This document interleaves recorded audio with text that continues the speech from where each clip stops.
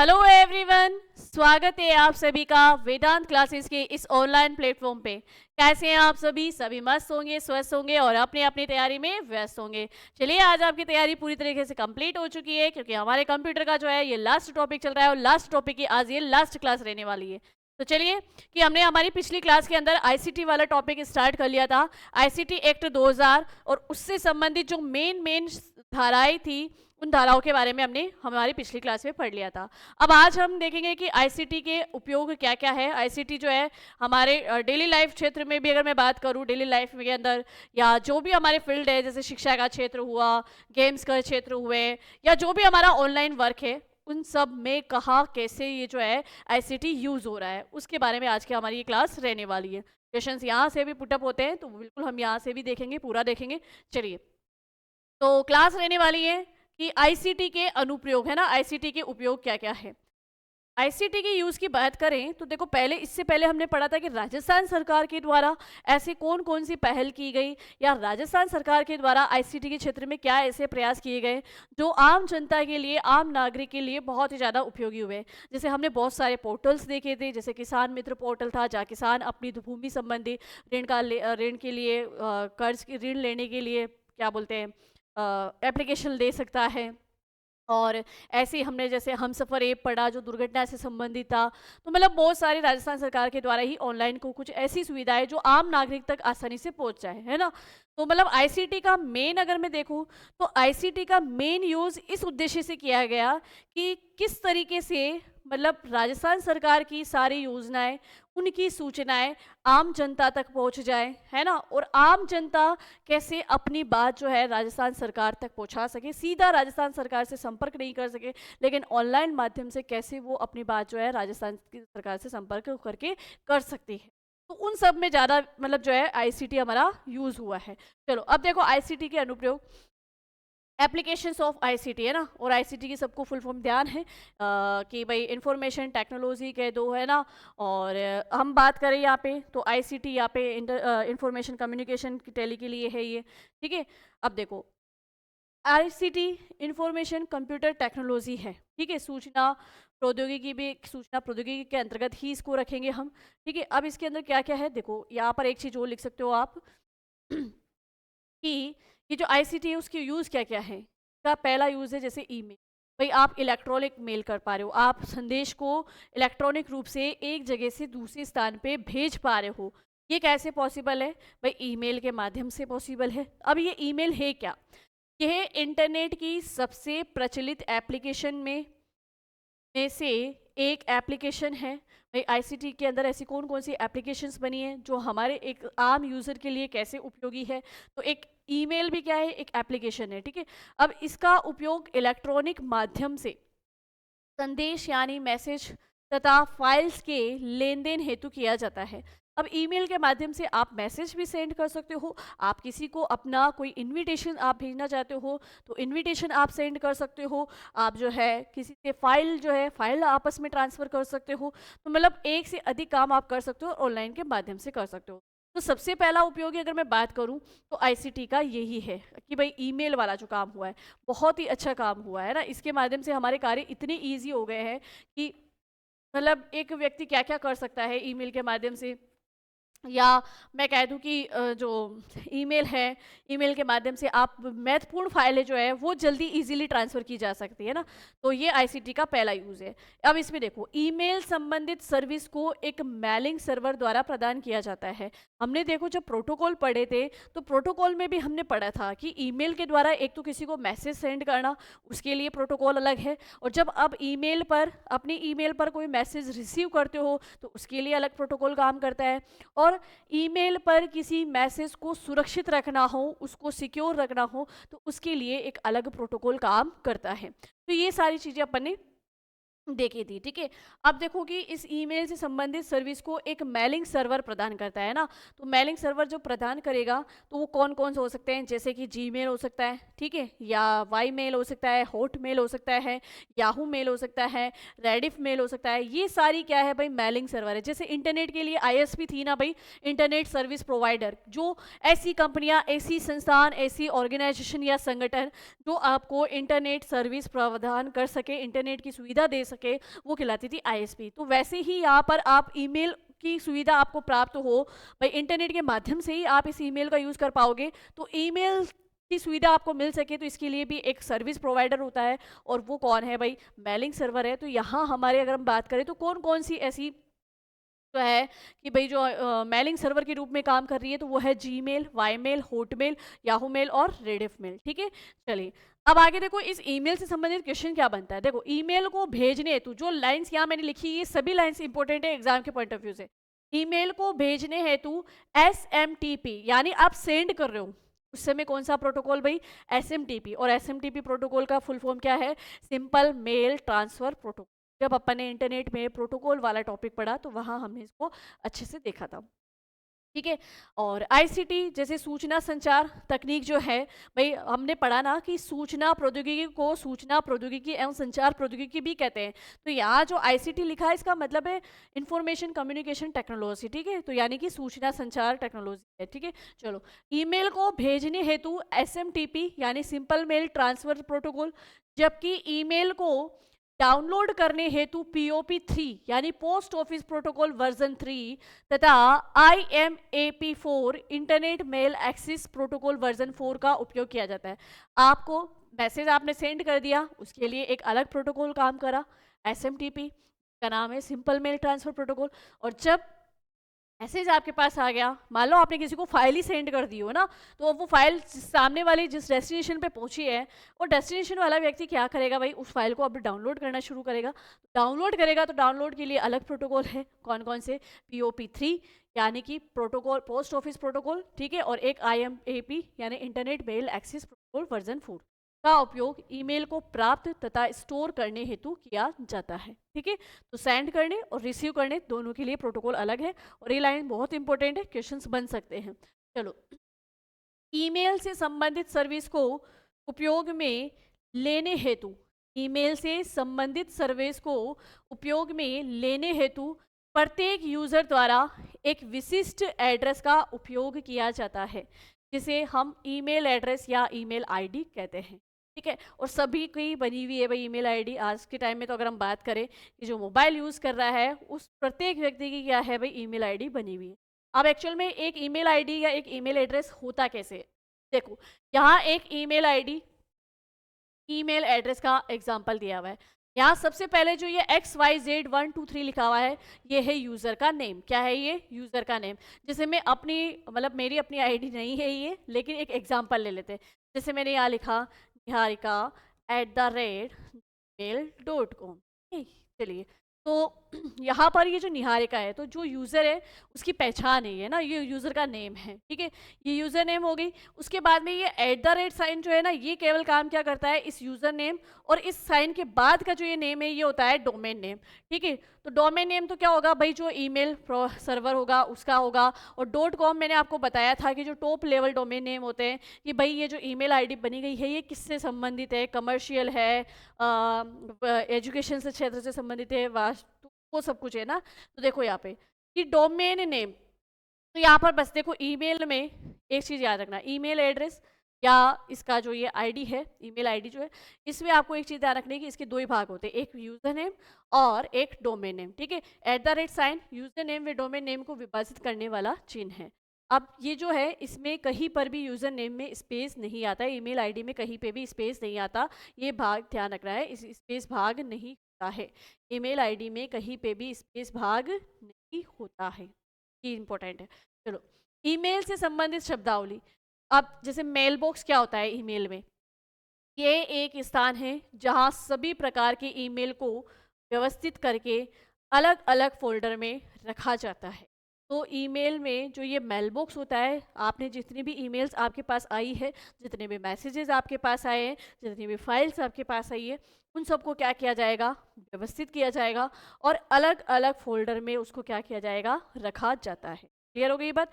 चलिए नेक्स्ट देखो कि इनबॉक्स। इनबॉक्स तो भाई हमारे फ़ोन में भी होता ही है ना इनबॉक्स, बॉक्स यानी मैसेज जहाँ प्राप्त करोगे, तो प्राप्त किए गए ईमेल बॉक्स में सेव होते हैं। कहाँ सेव होते हैं भाई, बॉक्स में सेव होते हैं। ड्राफ्ट की बात करें ईमेल को ड्राफ्ट करके सेव करना जिसे बाद में भेजा जाएगा। अक्सर आपने देखा होगा कि मोबाइल में भी जब आप किसी को मैसेज भेजने वाले होते हैं व्हाट्सएप पे और आपने टाइप तो कर दिया लेकिन आपने उसको सेंड नहीं किया। अब जैसे दोबारा आप फ़ोन खोलोगे और उसकी व्हाट्सएप आईडी ऑन करोगे जिसको आप उस समय मैसेज भेजने वाले थे लेकिन भेजा नहीं, तो जैसे आप उसकी व्हाट्सएप आईडी ऑन करोगे तो वहाँ जहाँ आपने मैसेज टाइप किया वहाँ ऊपर लिखा हुआ भी आता है ड्राफ्ट, यानी ये मैसेज जो है आपका ड्राफ्ट में चला गया है। अब आप उसको उस मैसेज को समय क्या कर सकते हो, सेंड कर सकते हो। ठीक है, तो राइट किया हुआ मैसेज, लिखा हुआ मैसेज कहाँ होता है, ड्राफ्ट में होता है। ठीक है, ईमेल को ड्राफ्ट करके सेव करना जिसे बाद में भेजा जाएगा। ठीक है, चलिए सेंड, भेजे गए ईमेल सेंड में। ट्रैश का मतलब क्या होता है, डिलीट किए गए ईमेल को ट्रैश कहते हैं। डिलीट किए गए ईमेल क्या कहलाते हैं भाई, ट्रैश कहलाते हैं। ठीक है, डिलीट किए गए ईमेल ट्रैश कहलाते हैं। आउटबॉक्स फेल या अनडिलीवर्ड हुए हुए ईमेल। देखो एक चीज़ ये ध्यान रखना इन दोनों के बारे में, ये एक तो ड्राफ्ट, ड्राफ्ट में आपने क्या करा, किसी ईमेल को आपने भेजना चाहा लेकिन आप किसी कारणवश रुक गए, जैसे मान लो उस समय डाटा नहीं था, इंटरनेट नहीं था, आपने ईमेल सेंड किया लेकिन वो हुआ नहीं, में जाके सेव हो जाएगा ड्राफ्ट में। आउटबॉक्स क्या है, जब कोई ईमेल आपको भेजे और सही ढंग से डाउनलोड नहीं हुआ, वो फेल हो गया या अनडिलीवर्ड हुआ, आपने भेजा और वो डिलीवर नहीं हुआ किसी भी कारण से, वो फेल या अनडिलीवर्ड हुए ईमेल कहाँ जाएंगे, आउटबॉक्स में जाएंगे। चलो, स्पैम क्या होता है, स्पैम क्या होता है कि भाई स्पैम की बात करें, स्पैम, इसको स्पैम ही बोलते हैं। जंक का अवांछित ईमेल, ऐसा ईमेल वो आपको इसलिए भेजा गया हो जिससे आपका आपका कंप्यूटर या आपका मोबाइल ये जो है ना, ये इस क्या कर सकता है, वो हानि पहुंचा सकता है या आपकी जो सूचनाएं हैं वो चोरी की जा सकती है। ठीक है, तो जंक का अवांछित ईमेल है ना, अवांछित ईमेल जो कि हमने मतलब कोई व्यक्ति आपको जानबूझकर आपकी ईमेल से आपके डाटा को चोरी करना चाहता है, के लिए वो इस प्रकार के ईमेल भेजेगा और वो स्पैम। ठीक है, चलो अब बात करते हैं सीसी एंड बीसीसी, है ना, इसका क्वेश्चन आया हुआ था किसी एग्जाम में, इसलिए मैंने इसको यहाँ पे लेना उचित समझा कि सीसीसी एंड बीसीसी ये क्या है ईमेल के अंदर। सीसीसी की बात करें तो कार्बन कॉपी और बीसीसी की बात करें तो ब्लाइंड कार्बन कॉपी, है ना। सीसीसी एंड बीसीसी दोनों का उपयोग ईमेल की एक कॉपी को एक समय में विभिन्न प्राप्तकर्ताओं को भेजने हेतु किया जाता है। भाई जैसे कोई इन्विटेशन है, मान लीजिए कि भाई आपके घर में जैसे आपने अभी नया नया मकान बनाया है, अब आप उसका इनोग्रेशन करना चाहते हो, तो वो इनोग्रेशन का इनविटेशन आप भेजना चाहते हो। अब दो तरीके हैं कि भाई आप कुछ जो करीबी लोग हैं उनके लिए तो आप क्या कर सकते हो, कार्ड छपवा कर और वैसे सेंड कर सकते हो, पर जो दूर देशों में बैठे हैं उन दूर देशों में बैठे वाले लोगों को आप कैसे कार्ड पोस्ट करोगे, वहाँ तक पहुँचने में ही समय लग जाएगा, तब तक तो इनोग्रेशन निबट जाएगा। तो ऐसे में एक सबसे अच्छी सुविधा है कि अगर दूर देशों में बैठे लोगों की ईमेल आईडीज आपके पास है, वो उसका ईमेल एड्रेस आपके पास में है, ठीक है, तो आप क्या करोगे कि वहाँ से ये इनविटेशन को भेज सकते हो। तो इनविटेशन भेजने के लिए कि भाई अपन ने इसको पढ़ा भी था कंप्यूटर वाले उस टॉपिक में, जब अपन ने ये देखा था कि एमएस एक्सेल वगैरह हम पढ़ रहे थे या एमएस वर्ड जब अपन ने पढ़ी तो एक मेलिंग टैब थी, मेलिंग टैब में हमने देखा था कि ईमेल कैसे सेंड किया जाता है। तो उसके लिए पहले आपको क्या करना पड़ता है, एक तो सोर्स, आपको एक सोर्स मैसेज और एक मास्टर मैसेज, है ना, ये दो बनाने पड़ते हैं। तो सोर्स और ऑब्जेक्ट, सोर्स और ऑब्जेक्ट ये बना के और फिर आपको जो है मास्टर मेल करना होता है। ठीक है, सोर्स में आप क्या कि जो निमंत्रण देना चाहते हो उसका आपने क्या है मैटर लिखा, जैसे आप इनविटेशन, इनोग्रेशन का इनविटेशन, तो वो इनोग्रेशन का इनविटेशन आपने बना लिया। अब ऑब्जेक्ट कोड में आप क्या करोगे कि भाई लिस्ट नहीं बनाओगे, उन लोगों की लिस्ट निकालोगे जिसको आप चाहते हो कि ये एक ही संदेश समान रूप से इन सभी व्यक्तियों के पास पहुंच जाए, तो एक लिस्ट तैयार करोगे। अब ईमेल आईडी पे तो बहुत से लोगों के ईमेल एड्रेस होते हैं, जरूरी नहीं है कि आप सबको ही ये इनविटेशन भेजना चाहते हो, आप उनमें से कुछ चुनिंदा लोगों को ही जो है इनविटेशन देना चाहते हो, तो उनमें से आप एक लिस्ट तैयार कर लोगे। और जब लिस्ट तैयार कर लोगे और उसके बाद में आप फाइनली दोनों को मर्ज करके क्या कर दोगे भाई, ये मेल सेंड कर दोगे। ठीक है, तो यहाँ पर वही चीज़ है कि जब एक ही मैसेज आपको विभिन्न लोगों को एक साथ भेजना है, अब एक बार बनाया आपने तो इनविटेशन कार्ड, है ना, एक बार आपने ये मैसेज रेडी किया है, लेकिन ये अगर मान लो 10 लोगों के पास जाना है तो इस 10 कॉपियाँ भी तो होनी चाहिए। तो कंप्यूटर के अंदर ये 10 कॉपियाँ करने वाला कौन है भाई, कार्बन कॉपी हो गया, ब्लाइंड कार्बन कॉपी, इसका यूज़ हम करते हैं।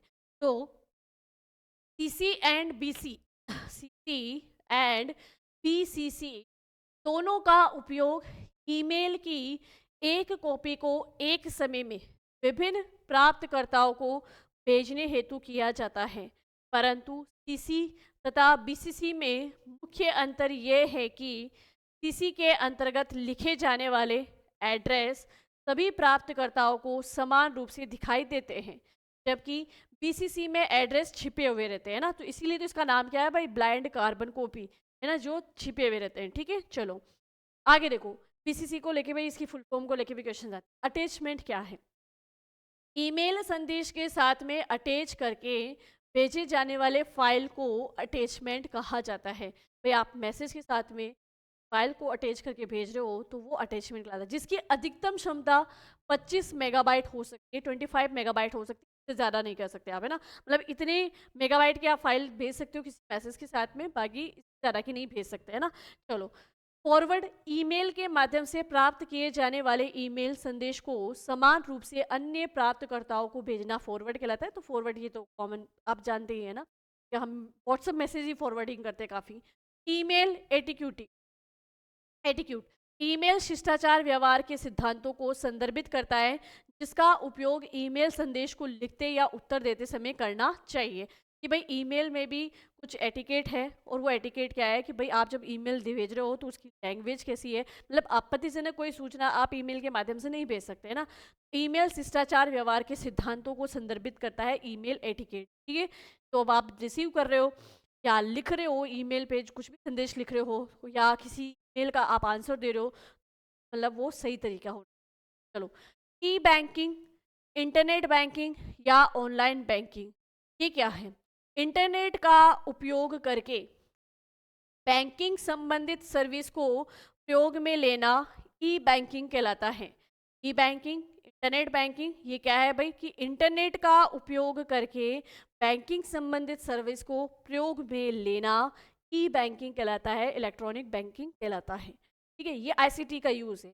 चलो नेक्स्ट देखो कि ई बैंकिंग क्या है। ई बैंकिंग उपयोग मुख्यतः इलेक्ट्रॉनिक फंड ट्रांसफर हेतु किया जाता है।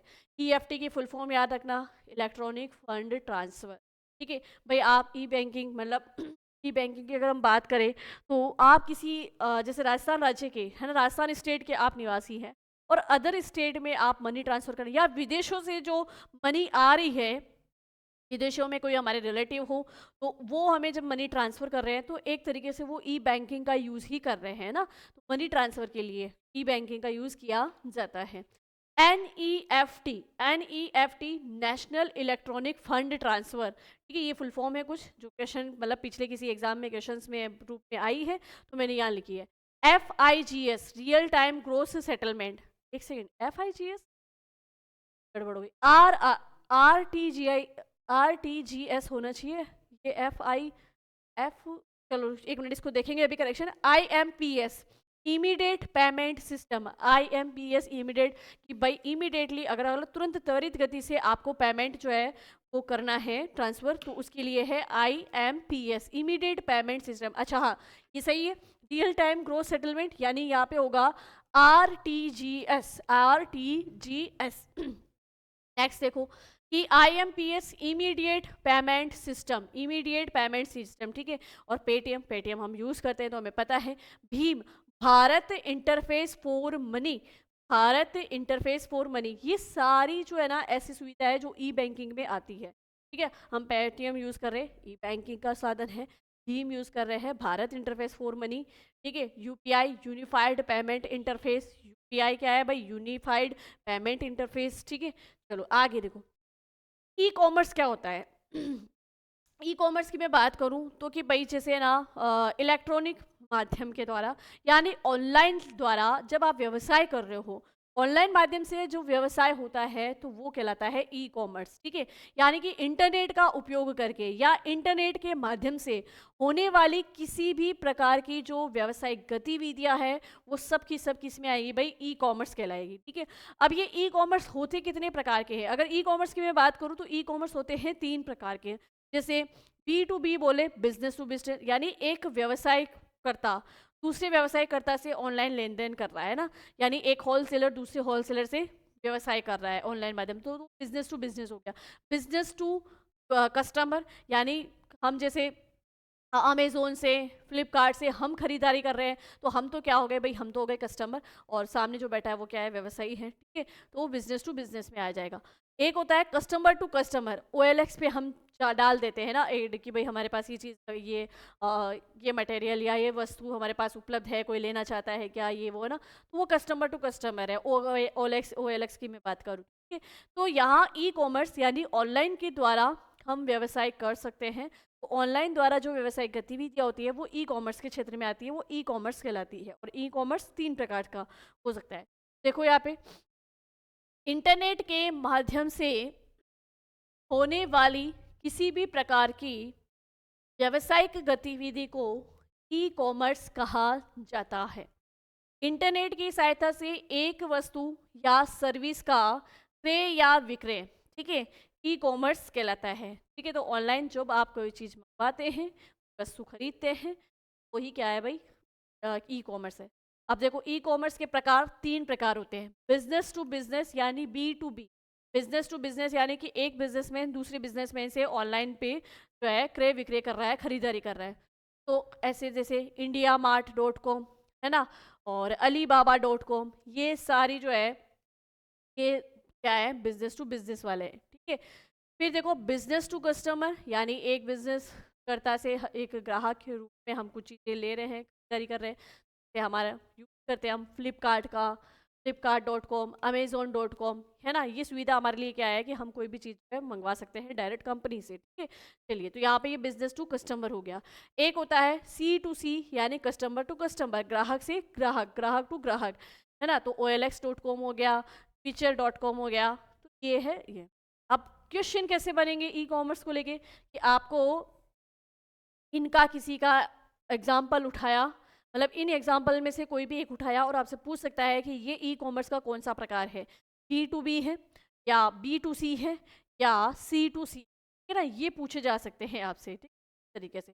चलो, अगर किसी व्यावसायिक गतिविधि को एक वायरलेस डिवाइस, अगर किसी व्यावसायिक गतिविधि को एक वायरलेस डिवाइस जैसे स्मार्टफोन, टैबलेट, है ना, पर्सनल डिजिटल असिस्टेंट के माध्यम से किया जाए तो इसे कॉमर्स यानी मोबाइल कॉमर्स कहा जाता है। क्या कहा जाता है, मोबाइल कॉमर्स कहा जाता है। क्लियर है ये बात। नेक्स्ट बढ़ते हैं।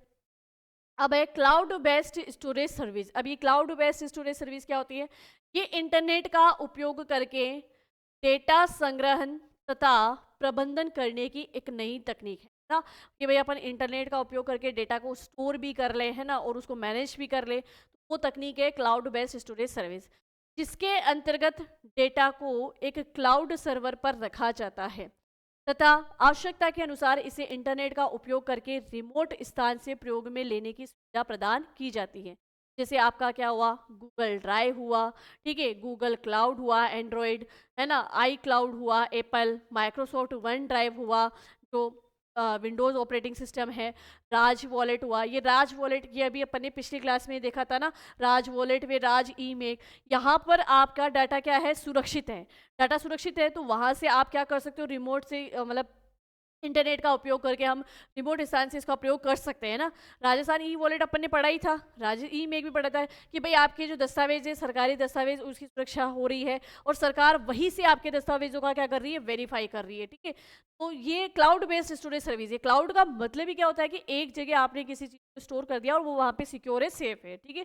चलो फिर बात करते हैं सोशल नेटवर्किंग क्या होती है। ये इंटरनेट की एक अन्य एप्लीकेशन है जिसका उपयोग करके एक व्यक्ति किसी जानकारी या अपने विचारों की अभिव्यक्ति कर सकता है, ठीक है। जैसे कि फेसबुक हुआ, है ना, ये थम्बलर हुए, ये सब आपके सूचना प्रौद्योगिकी में आते हैं, आईसी में आते हैं, मतलब है ना। तो ये ध्यान रखना सोशल नेटवर्किंग कि भाई ये इंटरनेट की एक अन्य एप्लीकेशन है जिसका उपयोग करके एक व्यक्ति किसी जानकारी या अपने विचारों की अभिव्यक्ति कर सकता है। जैसे फेसबुक हुआ, थम्बलर हुआ, गूगल प्लस हुआ, ट्विटर हुआ, इनकैडिडेट हुआ और इंस्टाग्राम हुआ, ठीक है। इनके माध्यम से हम ये काम कर सकते हैं। आगे आगे देखो, ई लर्निंग या कंप्यूटर, ई लर्निंग कंप्यूटर, है ना। कंप्यूटर में ई लर्निंग क्या है, जब आप ऑनलाइन के माध्यम से शिक्षा प्राप्त कर रहे हो तो वो ई लर्निंग के क्षेत्र में आएगा। जैसे हमने अभी थोड़ी देर पहले पढ़ा था कि ई कॉमर्स क्या था कि ऑनलाइन के माध्यम से व्यवसाय किया जा रहा है। ऑनलाइन के माध्यम से अगर व्यवसाय हो रहा है तो वो ई कॉमर्स है, ठीक है। और अगर ऑनलाइन के माध्यम से शिक्षा ग्रहण की जा रही है या शिक्षा दी जा रही है तो फिर वो ई लर्निंग में आ जाएगा। किस में आ जाएगा भाई? ई लर्निंग में आ जाएगा, ठीक है। चलो,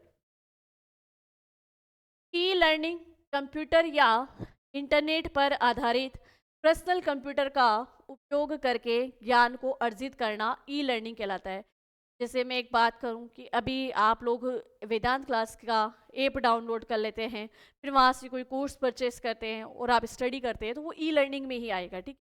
ई लर्निंग के अंतर्गत एक विद्यार्थी को पाठ्य सामग्री, वीडियो, पीडीएफ, ई बुक, वर्ल्ड डॉक्यूमेंट, पीपीटी आदि के रूप में उपलब्ध करवाई जाती है, ठीक है। जैसे कि अगर मैं बात करूं MOOC, massive open online course, यह एक ऑनलाइन प्लेटफॉर्म है जो लोगों को ऑनलाइन कोर्स के माध्यम से ज्ञान अर्जित करने का एक मौका देता है तथा इसे प्रथम बार 2008 में शुरू किया गया था, है ना। तो ये तो चल ही रहा है और इसके अलावा भी बहुत सारे हैं। MOOC के कुछ पोर्टल हैं, जैसे EDX पोर्टल हुआ, कोर्स एरा हुआ, सिटी हुआ, खान अकेडमी हुई, है ना। ये सारे MOOC के पोर्टल हैं, ठीक है। चलो आगे देखो, राजस्थान ई ज्ञान। अब ये राजस्थान ई ज्ञान क्या है ना। राजस्थान ई ज्ञान की बात करें कि भाई जैसे MOOC है, ई लर्निंग के अंदर आ रहा है, वैसे राजस्थान ई ज्ञान भी क्या है भाई? ई लर्निंग में है। राजस्थान सरकार द्वारा स्कूलों से शिक्षा स्तर को सुधारने के लिए और डिजिटल इंडिया की अवधारणा को वास्तविकता में बदलने के लिए शैक्षिक पोर्टल राजस्थान ई ज्ञान की शुरुआत की गई। ये इंपॉर्टेंट है, यहाँ आपका क्वेश्चन पुटअप हो सकता है कि राजस्थान सरकार की कौन सी पहल है जिसके द्वारा ई लर्निंग जो है मतलब शिक्षा मुफ्त में दी जा रही है ना, और वो भी डिजिटल रूप, मतलब डिजिटल का यूज करके डिजिटल रूप में। तो वो है राजस्थान ई ज्ञान, ठीक है। राजस्थान सरकार द्वारा स्कूलों से शिक्षा स्तर को सुधारने के लिए और डिजिटल इंडिया की अवधारणा को वास्तविकता में बदलने के लिए शैक्षिक पोर्टल राजस्थान ई ज्ञान की शुरुआत की जाए। अभी जैसे कोरोना आया था तो उस समय सरकारी स्कूलों द्वारा जो है बच्चों को ऑनलाइन शिक्षा दी जा रही थी। जैसे उसमें मैं बात करूं कि कुछ प्रोग्राम चले थे, है ना, जैसे कि दीक्षा राइस चला था, है ना, शिक्षा वाणी चला था। तो मतलब उसमें क्लासें दी जाती थी बच्चों को और एक समय निर्धारित था प्लस एक शेड्यूल भी निर्धारित होता है उसके अंदर कि भाई आप है ना कैसे मतलब ये शिक्षा बच्चों तक पहुंचाओगे कि जैसे सप्ताह में कितने दिन आप होमवर्क देने वाले हो, आप ऑनलाइन से इनके जो आपने होमवर्क दिया वो बच्चे ने किया कि नहीं किया उसको कैसे चेक करोगे। मतलब सारी ऐसी चीज़ें जो है वहाँ मतलब अभी कोरोना के समय से ये ऑनलाइन का तो कुछ ज़्यादा ही स्टार्ट हो गया था। या मैं यूँ भी कह दूँ कि कोरोना के बाद में सूचना प्रौद्योगिकी में और भी ज़्यादा गति आई है ना, सूचना प्रौद्योगिकी के क्षेत्र में और भी ज़्यादा गति आई है, ठीक है। चलिए, तो ये राज ई ज्ञान हो गया। अब बात करते हैं स्वयं पोर्टल स्वयं पोर्टल। ये MHRD मानव संसाधन विकास मंत्रालय तथा अखिल भारतीय तकनीकी शिक्षा परिषद द्वारा school, under graduate, A post graduate and engineering and कृषि तथा कानून उपलब्ध करवाने के लिए शुरू किया गया है। तो देखो भाई इसके द्वारा क्या क्या सुविधा मिल रही है, जो स्वयं पोर्टल है ना। अब ये भी इसके द्वारा MHRD यानी मानव संसाधन विकास मंत्रालय तथा अखिल भारतीय तकनीकी शिक्षा परिषद द्वारा इनके द्वारा स्कूल शिक्षा प्राप्त कर सकते हो, अंडर ग्रेजुएट वाला ग्रेजुएशन की शिक्षा प्राप्त कर सकते हो, पोस्ट ग्रेजुएशन शिक्षा प्राप्त कर सकते हो, इंजीनियरिंग करनी हो आपको, कृषि या कानून से उपलब्ध संबंधित कुछ करना हो तो वो सारा चीज़ आप वो शिक्षा शुरू कर सकते हो स्वयं पोर्टल के द्वारा, ठीक है। फिर बात करते हैं डिजिटल सिग्नेचर। ये एक इलेक्ट्रॉनिक दस्तावेजों को पहचान करने के लिए तथा इसका उपयोग ओरिजिनल मूल तथा अनमोडिफाइड बिना परिवर्तन के दस्तावेजों को साबित करने हेतु उपयोग में लिया जाता है डिजिटल सिग्नेचर। ठीक है, तो अपन ने पढ़ा भी था कि अपन ने सेक्शन पढ़ा था, तो किस सेक्शन में जो है इलेक्ट्रॉनिक हस्ताक्षर मतलब इलेक्ट्रॉनिक हस्ताक्षर का स्थान डिजिटल हस्ताक्षर ने लिया था, पढ़ा था ना अपन ने कि ICT एक्ट। और जहाँ मैं बात करूँ जब संशोधन अधिनियम आया तो उसका अध्याय 2 याद कीजिए अच्छे से, कौन सा अध्याय भाई? ICT act. चलो इसको एक ब्लैंक स्लाइड में अपन लिख लेते हैं, है ना। अपन ने पिछली क्लास में ही पढ़ा है कि ICT एक्ट 2000 संशोधित अधिनियम, है ना, ICT एक्ट संशोधित अधिनियम 2008 वाले में क्या किया गया था, यही परिवर्तन किया गया था कि इसके एक ही परिवर्तन हुआ था, 2 हुए थे परिवर्तन। एक परिवर्तन क्या था कि अध्याय 2। अच्छा, मैं एक यहाँ से ये भी पूछूँ, अध्याय टोटल थे कितने? 13 अध्याय थे ना भाई? कितने अध्याय थे? 13 अध्याय थे और लगभग 94 क्या थी? सेक्शन थी, 94 धाराएँ थी। तो अध्याय 2 के धारा 3 में धारा 3 में इलेक्ट्रॉनिक हस्ताक्षर, कहाँ पे? धारा 3 में इलेक्ट्रॉनिक हस्ताक्षर, इलेक्ट्रॉनिक हस्ताक्षर के स्थान पर डिजिटल हस्ताक्षर, डिजिटल हस्ताक्षर को शुरू किया था, है ना? को शुरू, ये वही से परिवर्तन हुआ भाई। कहाँ से? आईसीटी एक्ट संशोधन अधिनियम 2008 जो आया। अब इसका यूज आप समझ ही गए होंगे कि भाई आपके ये जो मूल दस्तावेज हैं, देखो, ये डिजिटल सिग्नेचर, ये इलेक्ट्रॉनिक दस्तावेजों को पहचान करने के लिए तथा इसका उपयोग ओरिजिनल, मूल तथा अनमोडिफाइड यानी बिना परिवर्तन के दस्तावेजों को साबित करने हेतु उपयोग में लिया जाता है। ये हस्ताक्षर पब्लिक तथा प्राइवेट मेल पर आधारित होता है, जिसमें प्राइवेट, एक सेकेंड, ये जो डिजिटल सिग्नेचर है के लिए एक चीज और याद अपने को रखनी है ना, कि इसका ये हस्ताक्षर जो है पब्लिक तथा प्राइवेट की पर, ये क्या लिखा हुआ है यहाँ पे? प्राइवेट की, है ना? प्राइवेट की पर आधारित होता है। में प्राइवेट की का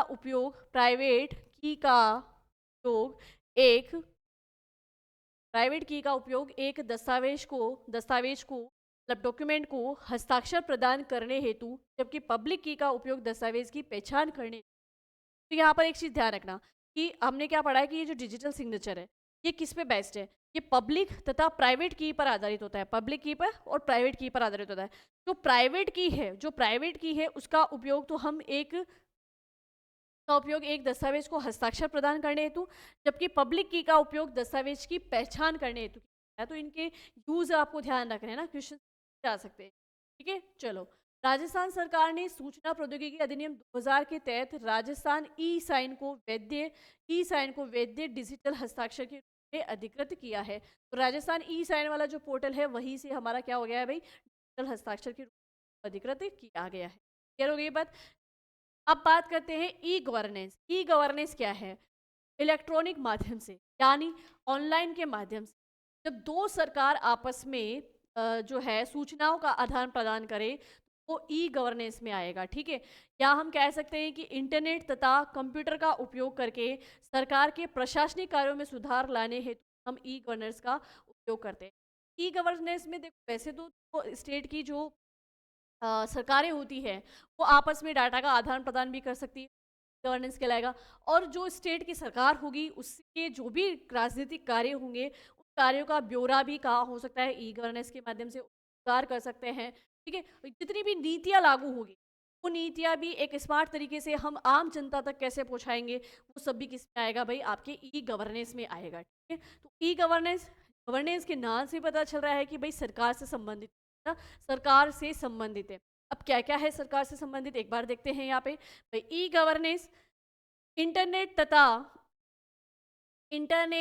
तथा कंप्यूटर का उपयोग करके सरकार के प्रशासनिक कार्यों में सुधार लाना ई गवर्नेंस कहलाता है। ये मेन लाइन है, इसको हमें याद रखना है, एग्जाम में अगर पूछा जाएगा तो इसी तरीके से पूछा जाएगा। ठीक है, कि भाई इंटरनेट तथा कंप्यूटर का उपयोग करके सरकार के प्रशासनिक कार्यों में सुधार किसके माध्यम से ला सकते हैं, या आईसीटी अनुप्रयोग के द्वारा लाया जा सकता है, तो ई गवर्नेंस के द्वारा। भाई ई गवर्नेंस का मुख्य उद्देश्य सरकार की योजनाएं तथा नीतियों को एक स्मार्ट तरीके से आम लोगों तक पहुंचाना। भाई जितनी है ना, और जितनी भी योजनाएं चलती है, अगर हम बात करें कि अभी बहुत जैसे काफ़ी योजनाएं होती है और नई सरकार रही है तो नई योजनाएं और लागू होगी। वो योजनाएं क्या हैं, उन योजनाओं की सूचना क्या है, वो आम लोग तक आसानी से पहुंच सके, इसके लिए ई गवर्नेंस का यूज़ किया जाता है। मतलब जब आप ई गवर्नेंस पोर्टल पे और जाते हो, वहाँ क्लिक करते हो तो वहाँ सारी सूचनाएं लिखी होती है, सारी योजनाएं लिखी होती है।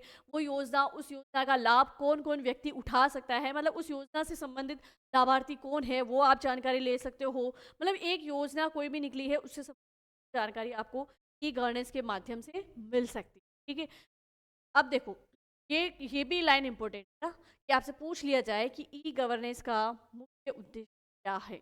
तो मुख्य उद्देश्य सरकार की योजनाएं तथा नीतियों को एक स्मार्ट तरीके से लोगों तक पहुंचाना होता है। आगे बढ़ो, आगे देखो, ई गवर्नेंस को मुख्यतः 4 प्रकार के मॉडल के आधार पर क्रियान्वित किया जाता है ना। तो ई गवर्नेंस की जो मॉडल है, तो इसको लेके भी क्वेश्चन आते हैं कि निम्न में से कौन सा ई गवर्नेंस का एक मॉडल नहीं है, या ई गवर्नेंस के मॉडल कौन कौन से हैं। एक बार इन मॉडल्स को हम देखेंगे।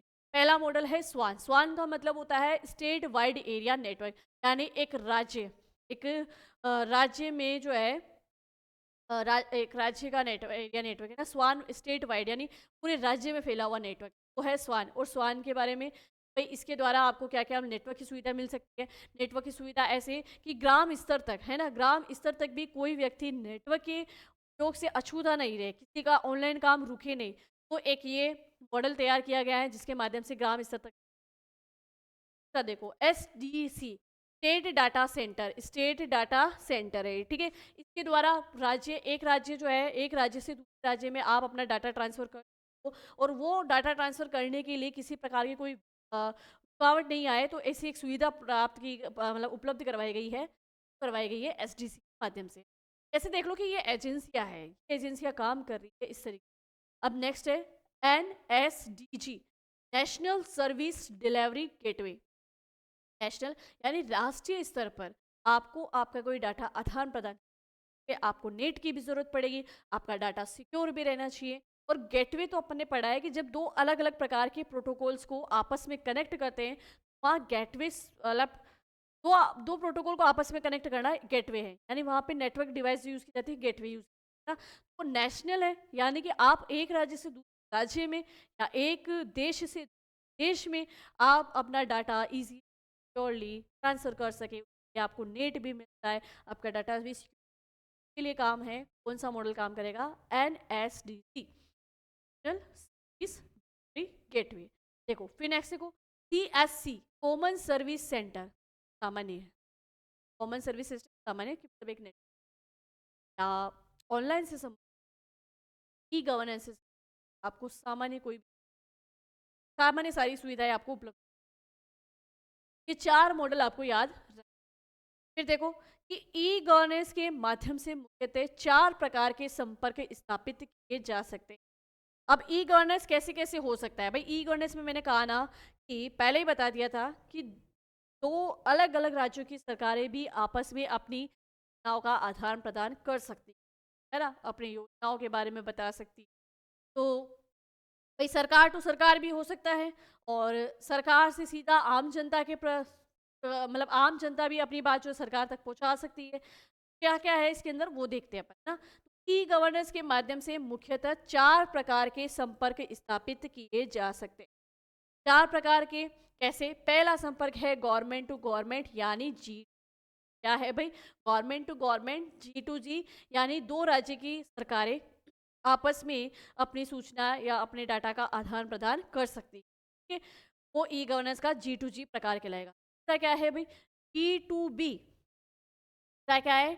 G2B यानी गवर्नमेंट टू बिजनेस, यानी एक व्यवसायकर्ता अपनी समस्याएं गवर्नर तक कैसे पहुंचाए, एक सरकार तक कैसे पहुंचाए। जैसे मान लो उसको ऋण लेना हो, या अपना एक व्यवसाय शुरू करना हो, तो उसको कोई सहायता चाहिए, तो उस सहायता के लिए वो गवर्नर तक कैसे अपनी बात पहुंचा सके, है ना। तो उसके लिए भाई जब एक सरकार और एक व्यवसायकर्ता, सरकार और एक बिजनेसमैन के बीच में जब ऑनलाइन माध्यम से कोई संचार होता है, कोई इंटरफेस होता है या वार्तालाप होती है ना, तो वो आएगा G2 में आएगा भाई, G2B में आएगा गवर्नमेंट टू बिजनेस। फिर देखो गवर्नमेंट टू सी, मतलब G2C, गवर्नमेंट टू सिटीजन, यानी एक आम आदमी, है ना। एक आम आदमी कैसे अपनी कोई बात सरकार तक पहुंचा सके, या सरकार के द्वारा आम लोगों के लिए बनाई गई योजना उस आम लोगों तक कैसे, उन आम लोगों तक कैसे पहुंच सके सही ढंग से, सही तरीके से, ठीक है। तो उसके लिए है गवर्नमेंट टू सिटीजन। क्या है भाई? गवर्नमेंट टू, यानी आप जो है जितना भी मतलब आप आप गवर्नमेंट के द्वारा निकाली गई जितनी भी योजनाएँ हैं ना, अब उन योजनाओं की आपको जानकारी चाहिए। तो आप ई-मित्र पे जाएँगे, वो गवर्नमेंट का पोर्टल ओपन करेगा और वहाँ पे जितनी भी योजनाएँ हैं उसकी सूचना आपको प्राप्त हो सकती है। वही वो गवर्नमेंट टू सिटीज़न में आ जाएगा। किसमें आ जाएगा? गवर्नमेंट टू सिटीज़न में। देखो गवर्नमेंट टू बिज़नेसमैन, ये व्यवसाय वाला तो क्या करेगा भाई, अपने लाभ की ही बात सरकार से करेगा। भई अगर जैसे मान लो कहीं उसको घाटा हो गया व्यवसाय में, घाटे की भरपाई के लिए वो रिक्वेस्ट कर सकता है, या मान लो कि जो टैक्स वगैरह लगते हैं तो टैक्स से संबंधित उसको करना चाहिए, या वो खुद कोई शिकायत दर्ज कराना चाहता है, तो ये तो आ जाएगा गवर्नमेंट टू, या सरकार के द्वारा उस बिज़नेसमैन को क्या-क्या सुविधाएँ उपलब्ध करवाई जा रही है, क्या उसको लाभ प्रदान किए जा रहे हैं, वो तो गवर्नमेंट टू बिज़नेस में आ जाएँगे, ठीक है? और गवर्नमेंट टू सिटीज़न यानी कि हम आम लोग जो हैं, हमें किसी भी प्रकार की गवर्नमेंट की योजना के बारे में जानना है, तो वो ई-गवर्नेंस के गवर्नमेंट टू सिटीज़न वाले में आ जाएँगे। या गवर्नमेंट के द्वारा आम लोगों के लिए कुछ भी जो भी लाभ वाली चीज़ें बनाई गई है, जो भी लाभ गवर्नमेंट पहुँचाना चाहती है, वो आम लोगों तक गवर्नमेंट टू, नेक्स्ट देखो, अब लास्ट इसका प्रकार क्या बना है, G2E। G2E यानी गवर्नमेंट टू एम्प्लॉय। वो भी क्रमिक होते हैं, वो क्रमिक अपनी शिकायतें गवर्नमेंट तक कैसे पहुँचा, भाई उनका उनकी जो सैलरी है वो अगर 2-4 महीने से अटकी हुई है, मान लो कोई कर्मचारी है, किसी वर्क कर रहा है, किसी सरकारी कार्यालय में वर्क कर रहा है, अब वो टीचर भी हो सकता है, सरकारी डॉक्टर भी हो सकता है, कोई भी हो सकता है जो सरकारी कार्यालय में काम कर रहा। अब किसी कारणवश अगर उसकी 2-4 महीने से पेमेंट नहीं आई, वो इसकी जानकारी लेगा कहाँ से? इसकी जानकारी लेगा, मतलब वो डायरेक्ट जो है सरकार की सुविधाओं से सुविधाओं के बारे में कैसे पता करेगा? रूल्स रेगुलेशंस के बारे में कैसे पता करेगा? कारण कैसे पता करेगा कि भई मेरी रोकी गई है 3-4 महीने से, वो क्यों रोकी गई है? और रोकने का कारण, फिर उसका निवारण, और वो आएगी कब तक, ये सब कुछ जानकारी, ये सारी जानकारी जब वो गवर्नमेंट के किसी पोर्टल से प्राप्त करेगा, ये उसकी आ जाएगा गवर्नमेंट टू एम्प्लॉय में, है ना, गवर्नमेंट टू कर्मचारी। इस तरीके से ई कॉमर्स के 4 प्रकार हो गए। इससे पहले हमने पढ़ा था, हमने देखा था कि जो आपकी क्या बोलते हैं उसको, सॉरी, ये तो ई गवर्नेंस है, और ई कॉमर्स के हमने 3 प्रकार पढ़े थे, है ना, business to businessman, business to client, और क्लाइंट टू क्लाइंट। ये चीज़ें हमें थोड़ी सी क्या है, ध्यान रखें, इनको आपको ये यहाँ से क्वेश्चन बनते हैं। कभी-कभी गलत ध्यान दे जाता है कि ई गवर्नेंस के प्रकार थे, जबकि ई कॉमर्स के 4 प्रकार थे। एक बार यहाँ पर देख लेते हैं ना थोड़ा-सा। ये देखो स्मार्ट, स्मार्ट क्या है ना? ये क्वेश्चन आया बता दो। सिंपल, साधारण सरल, ओरल सीख सके, अकाउंटेबल, आंसर एबिलिटी यानी जवाबदेही, और रेस्पॉन्सिव यानी उत्तरदायी, और ट्रांसपेरेंट यानी पारदर्शी।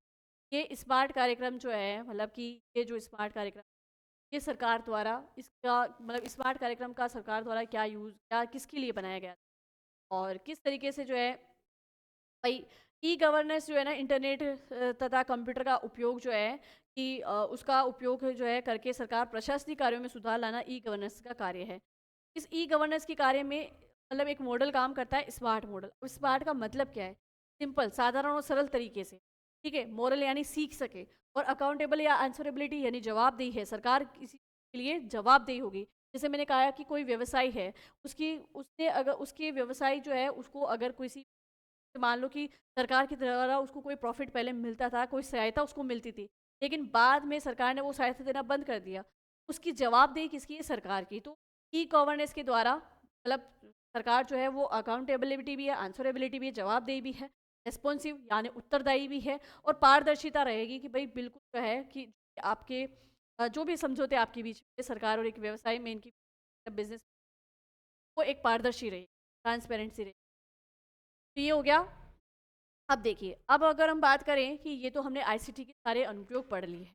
अब जैसे कि जो हमने राजस्थान सरकार द्वारा प्रोग्राम देखे थे, उस प्रोग्राम में जैसे राजस्थान किसान लोकेस्ट ऐप जो टिड्डी मॉनिटरिंग व नियंत्रण के लिए बनाया गया था ना, कुछ जैसे कि राजस्थान किसान राजस्थान किसान मॉनिटरिंग ऐप, ये कब शुरू किया गया और ये किसके लिए है? भाई टिड्डी दलों से परेशान जो है कि भाई फसलें, टिड्डियाँ जो फना आती है खेतों में, तो फसलें की फसलियाँ बिगाड़ देती है ना, तो टिड्डी मॉनिटरिंग व नियंत्रण की उनके आने से पहले का जो है संकेत पता चल जाए, और उससे पहले ही जो है किसानों को सुविधाएं उपलब्ध करवा दी जाए कि कैसे आप अगर ये टिड्डी का गुच्छा मतलब वो ग्रुप आता है, तो आप कैसे उसको नियंत्रित कर पाओगे, है ना, और कैसे उससे आप है ना अपनी फसलों को बचा पाओगे। तो राजस्थान किसान मॉनिटरिंग ऐप पे हमें उसकी जानकारी मिलती है। ये इंपॉर्टेंट है, ठीक है। तो इसके लिए लिख लो कि भाई टिड्डी मॉनिटरिंग पे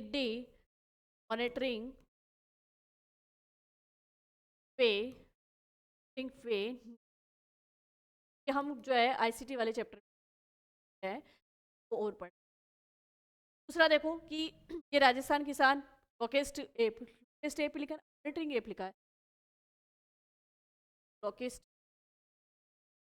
चलो कि भाई उस टिड्डियों के दल के आने की लोकेशन हमें पहले ही पता चल जाए कि किस तरफ से वो आने वाली है और कैसे ये जो है कब आक्रमण करेगी, तो कैसे बचा जाए। अब फिर है कि राजस्थान किसान सुविधा ऐप किसान योजनाएं व अनुदान संबंधी जानकारी देता है ना। तो राजस्थान राजस्थान किसान राजस्थान किसान सुविधा ऐप राजस्थान किसान सुविधा ऐप, ठीक है। किसके लिए भाई? किसान योजनाएं वे अनुपम अनुदान संबंधी जानकारी देता है। किसान योजनाएं जैसे कोई ऋण योजना बनी है, योजना की जानकारी हम राजस्थान किसान सुविधा ऐप से प्राप्त कर सकते हैं। किसान एवं अनुदान संबंधी सुविधा एवं अनुदान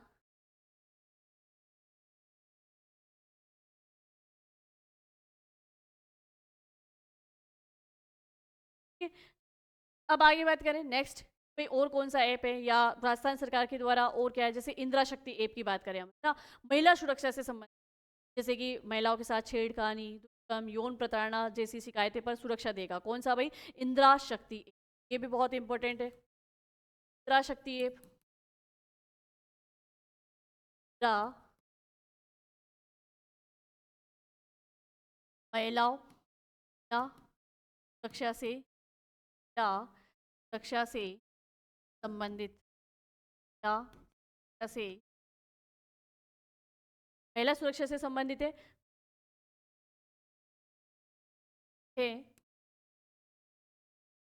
पानी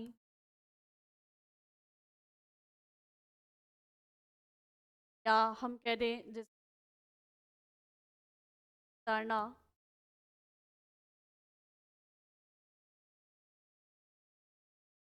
ताड़ना जैसी शिकायतों पर सुरक्षा देगा। शिकायतों पर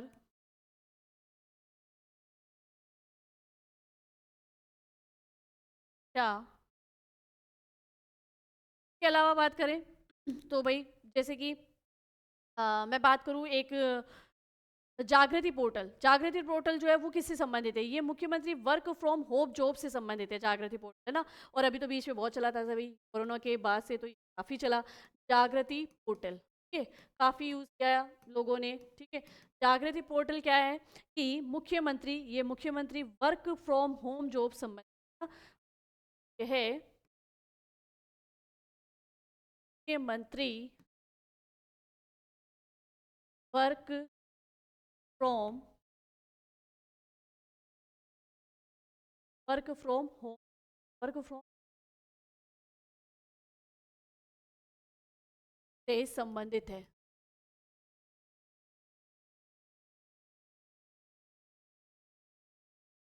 के अलावा हम बात करें जैसे कि आरटीआई पोर्टल 2.0 जो सूचना अधिकार संबंधी मतलब जैसे लॉन्च किसके द्वारा किया गया था? उस समय डॉक्टर जो डीबी गुप्ता थे, सूचना आयुक्त थे हमारे, उनके द्वारा ये आरटीआई पोर्टल 2.0 जो है वो किया गया था सूचना अधिकार संबंधी, ठीक है ना।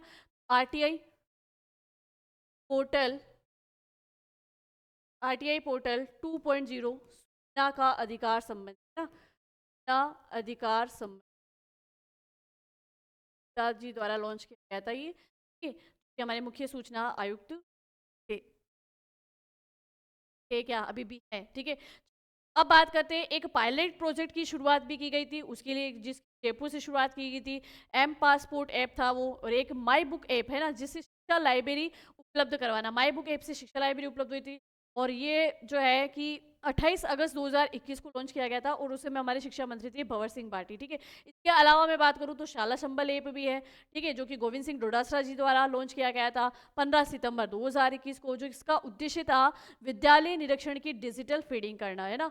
और ऐसे ही ई वर्क, ई मैप ऐप थे, ठीक है। तो जो ऐसे ऐप थे उनकी सिर्फ हम यहाँ पे क्या लिख लेंगे, नाम लिख लेंगे। और एक ऐसे ही TGAY ऐप था जहाँ जिसका मेन उद्देश्य था घर घर पर औषधि योजना में पौधा वितरण करना, ठीक है।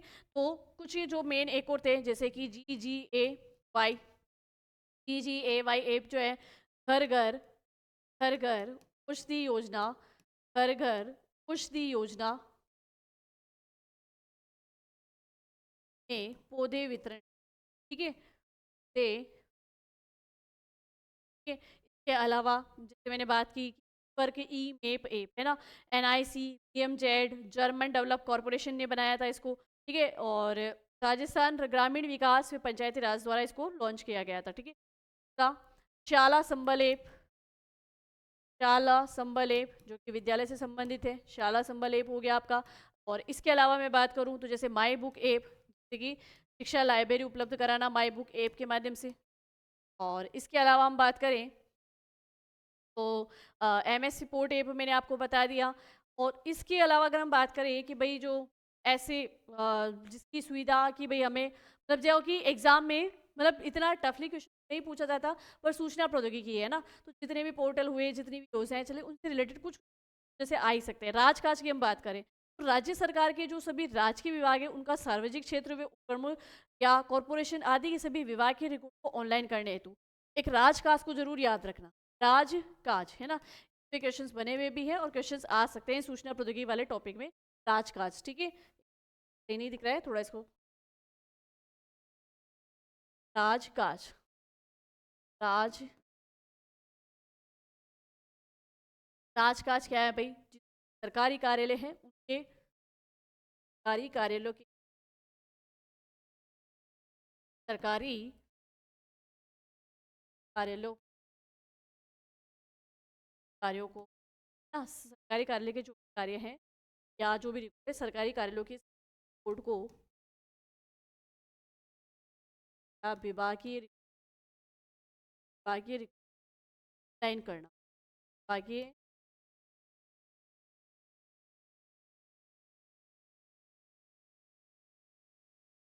हो गया राजकाज। और इसके अलावा ई दाखिल पोर्टल अपन ने पढ़ ही लिया था। ई दाखिल पोर्टल में क्या था कि इस पर यूजर अपनी शिकायतों को उपभोक्ता आयोग के द्वारा जो है ऑनलाइन जमा करा सकेगा, है ना। और उस समय मतलब जैसे इसके लिए हेल्पलाइन नंबर भी है 1800 और 60, इसका हेल्पलाइन नंबर भी। बाकी शिक्षा वाणी कार्यक्रम हो ही गया, ई गवर्नेंस IT नीति हो गई, शिक्षा दर्शन कार्यक्रम हो गए थे, राजस्थान टूरिज्म ऐप अपन पढ़ चुके हैं। तो इस तरीके से जो है कि ये जो मेन मेन पोर्टल्स थे उनके यूज़ मतलब किस उद्देश्य से बनाए गए वो सब कुछ अपन ने देख लिया। और फाइनली जो है यहाँ पर हमारा ये सूचना प्रौद्योगिकी वाला टॉपिक भी है ना।